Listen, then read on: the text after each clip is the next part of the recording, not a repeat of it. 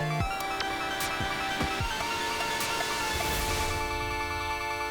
ladies and gentlemen, my name is Arcane Static, and welcome back to Seduce Me, the Otome game. This is a fantastic game so far. I hope that you guys are enjoying it as much as I am. When last we left our intrepid heroes, Lizette, the twat-looking girl, the stuck-up twat from earlier in the first episode, bumped into me in the hallway. It's not me you should be apologizing to. Yeah, you tell her, Suzu. Oh, Anderson. Hey, how's it going? Hi, Lizette. I'm alright. Haven't you already heard, Lizette? Of what? Her grandfather's passing. Well, I'm sorry about that. I don't really watch a lot of news. Yeah, but you're also probably one of the people about which the most gossip is made, and about and to whom the most of it is transmitted in the school. So you obviously already heard about it, and you're just being a dick to be a dick. Doesn't really sound like you mean it. I do mean it. Earnestly. Why wouldn't I? Because you're a twat. Isn't her family involved Rude with the girl. mafia or something? I wouldn't be surprised if she brought out a bat from behind her back right this moment. That was very oddly... I do mean it. Typical Capini. Isn't her family involved with the Listen, mafia or something? I wouldn't be surprised this bit if she right brought here. out a bat from behind her back Brother right the this bat. moment. Brother the bat. Brother the bat, bruh. I'd nearly forgotten the crowd that followed Lizette, which was mostly comprised of people that no one wanted to see on a typical school day. No one had the slightest idea why exactly they followed Lizette around persistently, but they labeled themselves as social equals with her. That is out of line. Suzu comes from an honest family. Says the one whose family profits from political scandals. Oh shit, shots fired! Yeah, your dad doesn't make anything unless he's in the court with dirty politicians. Okay, whoever is voicing Rude Girl has a weird speech tick. Hey, let's all calm down for a second, alright? I'm sure Anderson needs some time to recuperate. I mean, what just happened? We need to give her some respect. And then, oh, what's happening here? Just stop. Stop acting like that already, like you feel sorry for me. What are you talking about? I'm sure you're happy seeing me like this. You already have everything you've wanted, and now seeing me like this, life couldn't get any better. Bitterness seeped into me, and words started flying out of my mouth without filter, just like the fists that started flying out of my mouth as well. I keep fists in my mouth. But honestly, I didn't care. I was so consumed by anger that I only saw Lizette in front of me. What exactly am I to you? Just another part of your obstacle course? Is that what I am?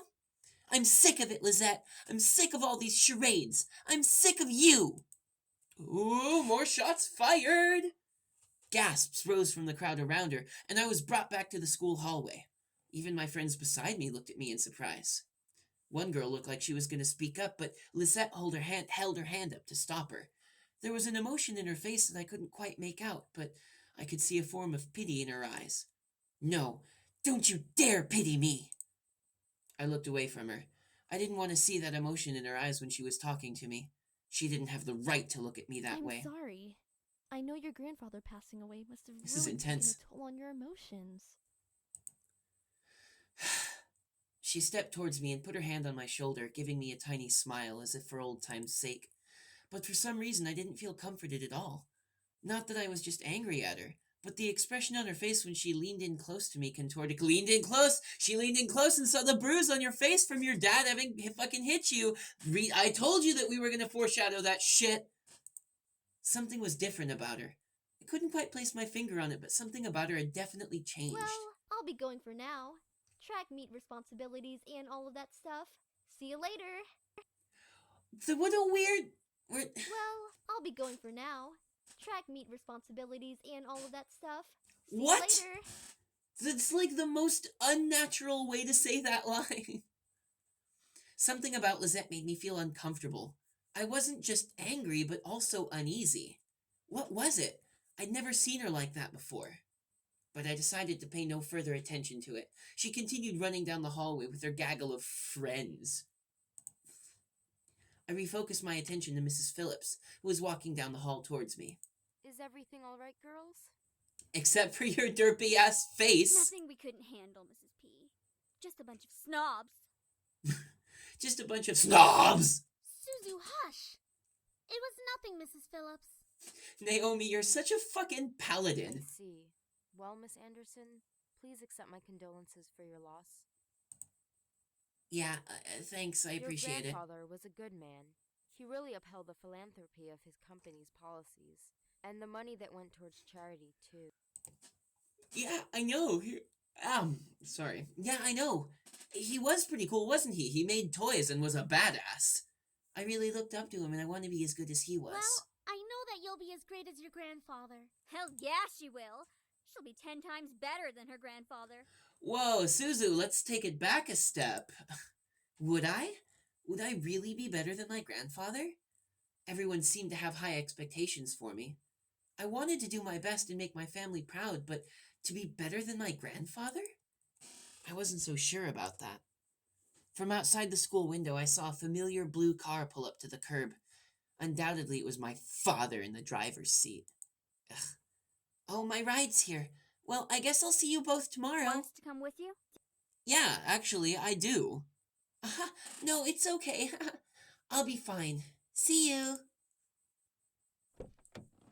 Hey, Dad. Oh, this is gonna be good. This is gonna be good. Hey, honey. Honey, huh? As I got into the car, I noticed my father looked troubled, clutching at his steering wheel and staring straight ahead as if something was really bothering him. About what happened yesterday. I'm sorry for yelling at you. Does your cheek still hurt? Be sorry for yelling at me all you want, but you fucking hit me. Don't ever fucking hit your daughter. Not in the face, not when she's 18. That's like actual assault. I mean it. I shouldn't have laid a finger on you. Yeah, because you know I'm gonna that sue you're your my ass. most precious daughter. You're all that I have. Yeah, I'm your most precious daughter because I'm your only daughter, which means that I am simultaneously your most precious and your least precious daughter. But those are just semantics, aren't they? Yet he couldn't bring himself to say what he would never say to me for such a long time. I always wanted to hear those words from him to affirm how he really felt, but I guess even now he couldn't say it to me. I turned my head away to look out the window. There was no point in waiting for something that was never going to come. Hey! And like that, he started to drive, and the conversation between us ended. I decided to focus my attention on the passing scenery. We were taking the usual route to Grandfather's house. It was located within the vicinity of the school district, but it was still pretty far from the school and from where our house was. He had always lived alone. He insisted on doing things by himself, even at his age living in such a large house.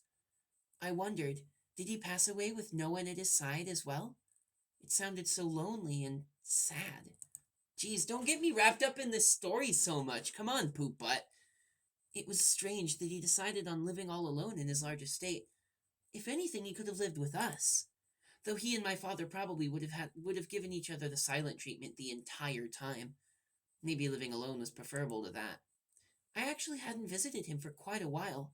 Visits to his house were more frequent when I was a child, and I'd grown up long since then.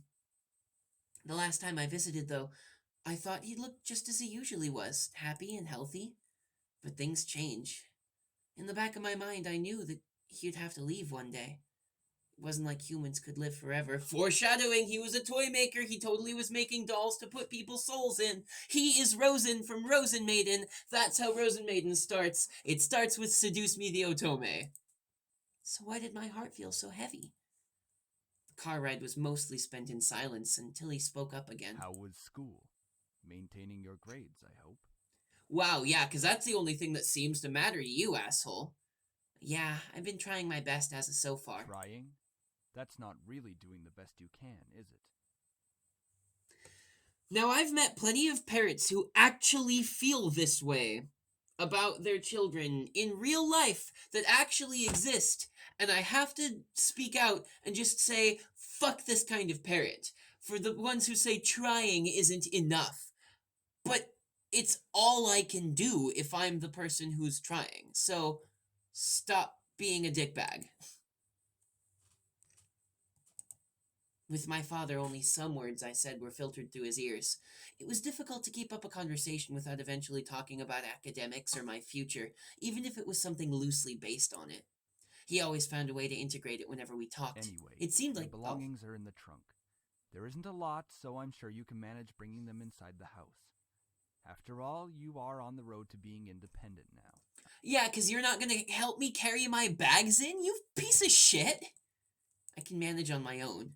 The usual silence resumed between us. I really wasn't sure what to say around him, especially when most of the time we didn't share the same opinions. One question did linger in my mind, though. If he was going to justify acting so nonchalantly at grandfather's funeral, I had the right to at least know why. Yeah, I'm gonna fucking bring that up because you're a dickbag, and what are you gonna do, hit me again? We are not talking about this. I feel like we should be, because Grandpa did leave us I yesterday, wouldn't so... care if he had left even long before that. Fuck I do you. not want to hear it, and that is the end of this conversation. Double fuck you. As always, he managed to shut down any other form of conversation related to him. It was just like what happened last night, minus the face violence, of course. I opened my mouth slightly, but I closed it again. It was like talking to a brick wall. It wasn't like I could find out anything by somehow arguing my way through it. All right, then. I leaned against the door and stared out the window. I really couldn't think. What would this place be like? I mean, you've been there plenty of times. Oh, I'd been to my grandfather's house before, but it was one thing visiting, and it was another thing actually living there. How would I manage living on my own without any training or to really care for a house? I knew that naturally the bills would be paid by my parents, who inherited grandfather's stocks to the corporation, but I'd never lived independently before. Thinking about it made me feel like some kind of bird being pushed out of the nest. Though I was technically an adult, I felt unprepared and a bit daunted at the prospect of actually moving into a new place. Most people my age would be ecstatic moving out. After all, it would symbolize some kind of change in their lives, like being on the road to independence. But I felt like it was nothing of the sort. I really hoped I wouldn't let my parents down. I wouldn't want to let grandfather down. What would he be saying right now? I gazed up at the passing clouds in the sky. If you're out there, grandfather, how would you be doing? Would there be... How would you be doing? How would you be doing? What the hell does that mean? Would there be anything you'd want to tell me at this moment? And of course, no answer, because he's dead, he can't talk to you, and there's probably no ghosts in this game. But then again, he was a doll maker, so chances are he was putting ghosts into his dolls. Searching for an answer in a heaven that would or would not exist? I ducked my head to stare at the blur of trees from the car window. My head was definitely going into the clouds there at that moment. Either way, I found myself being driven off to my new home.